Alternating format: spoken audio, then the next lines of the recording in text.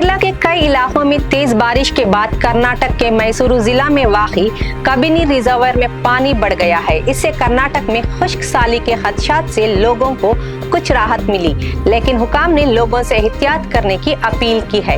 HD कोटे तालुक के बीचनहल्ली में वाक़ई कबिनी डैम में इस वक्त तकरीबन 15,500 क्यूसिक पानी बह रहा है।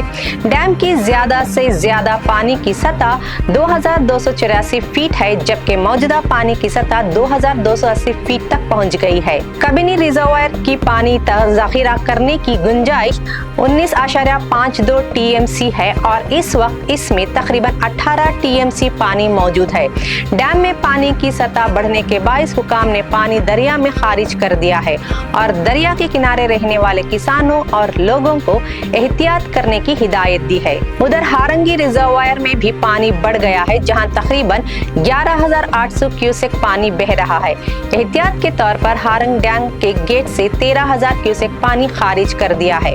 हुकाम ने कहा है कि इससे कावेरी रिवर में पानी की सतह बढ़ सकती है और कावेरी रिवर के आसपास रहने वाले लोगों से अपील की है कि वो एहतियात करें और जरूरी हिफाजती इक़दामात इख्तियार करें। मज़ीद ताज़ा खबरों और अहम अपडेट्स के लिए जुड़े रहें डेली सालार उर्दू डिजिटल के साथ।